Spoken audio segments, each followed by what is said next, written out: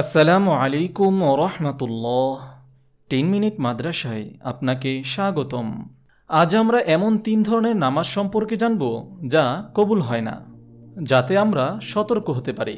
ইসলামের 5 স্তম্ভ হলো কালিমা, নামাজ, রোজা, হজ ও যাকাত। এই 5টি স্তম্ভের মধ্যে নামাজ হলো অন্যতম। আমরা জানি নামাজ বেহেশতের চাবি। প্রতিদিন 5 ওয়াক্ত নামাজ আদায় করা প্রতিটি মুসলমানের জন্য অত্যাবশ্যকীয় ফরজ কাজ। তবে 5 ওয়াক্ত নামাজি হতে হবে সহিহ ও শুদ্ধ। নামাজ পড়তে হবে পবিত্র কোরআন ও সুন্নাহর নির্দেশিত পন্থায়।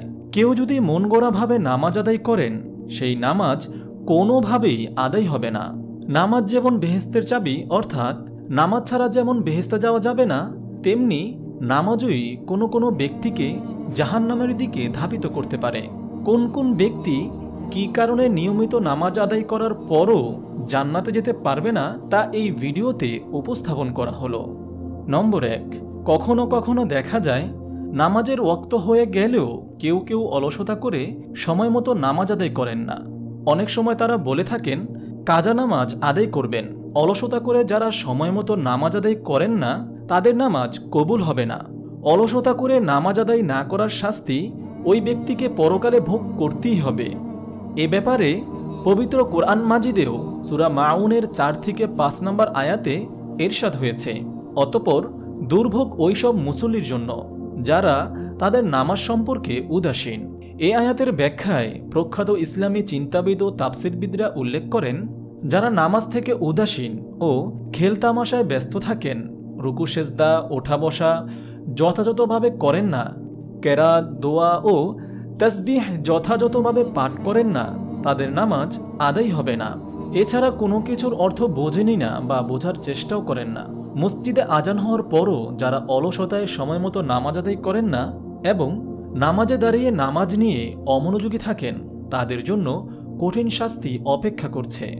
নম্বর 2, আমাদের সমাজে কিছু মানুষ আছেন যারা মানুষকে দেখানোর জন্য নামাজ পড়েন। এ ব্যাপারে পবিত্র কোরআনে উল্লেখ রয়েছে, নিশ্চয়ই মুনাফিকরা আল্লাহকে ধোঁকা দেয়। যখন ওরা নামাজে দাঁড়ায় তখন অলসভাবে দাঁড়ায় লোক দেখানোর উদ্দেশ্যে, আর তারা আল্লাহকে অল্পই স্মরণ করে। সূরা নিসা আয়াত 142।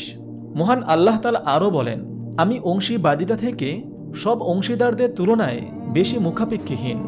যে ব্যক্তি কোনো আমল করে এবং তাতে অন্যকে আমার সাথে শরিক করে, আমি তাকে ও তার আমলকে বর্জন করি। সহিহ মুসলিম হাদিস নম্বর 2985। নম্বর 3, যারা একেবারে দায়সারাভাবে নামাজ আদায় করেন অথবা নামাজের প্রয়োজনীয় বিধিবিধানগুলো যথাযথভাবে পালন করেন না, তাদের নামাজ আদায় হবে না। এ ব্যাপারে আবু হুরায়রা রাদিয়াল্লাহু তাআলা আনহু বলেন, একদিন রাসূলুল্লাহ সাল্লাল্লাহু আলাইহি ওয়াসাল্লাম মসজিদে প্রবেশ করেন। তখন জনৈক ব্যক্তি মসজিদে প্রবেশ করে দায়সারাভাবে নামাজ আদায় করেন। নামাজ শেষ করে তিনি রাসূলুল্লাহ সাল্লাল্লাহু আলাইহি ওয়াসাল্লামকে সালাম দিলেন।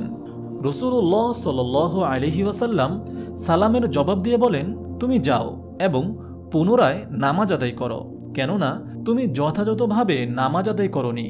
এভাবে রাসূলুল্লাহ সাল্লাল্লাহু আলাইহি ওয়াসাল্লামের কথায় ওই লোকটি পরপর 3 বার নামাজ আদায় করলেন। রাসূলুল্লাহ সাল্লাল্লাহু আলাইহি ওয়াসাল্লাম লোকটিকে 3 বারই ফিরিয়ে দিলেন। তখন লোকটি বলল, হে আল্লাহর রাসূল, এর চেয়ে সুন্দরভাবে আমি নামাজ আদায় করতে জানি না, অতএব আমাকে নামাজ শিখিয়ে দিন।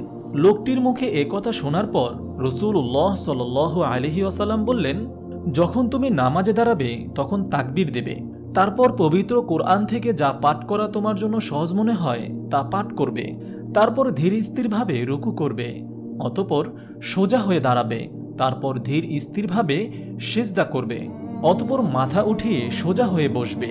সহিহ বুখারী হাদিস নম্বর 757। এ ব্যাপারে রাসূলুল্লাহ সাল্লাল্লাহু আলাইহি ওয়াসাল্লাম ইরশাদ করেছেন, মানুষের মধ্যে সেই ব্যক্তি সর্বাপেক্ষা বড় চোর যে ব্যক্তি তার নামাজ চুরি করে। সাহাবারা জিজ্ঞাসা করলেন, হে আল্লাহর রাসূল, সে কিভাবে নামাজ চুরি করে?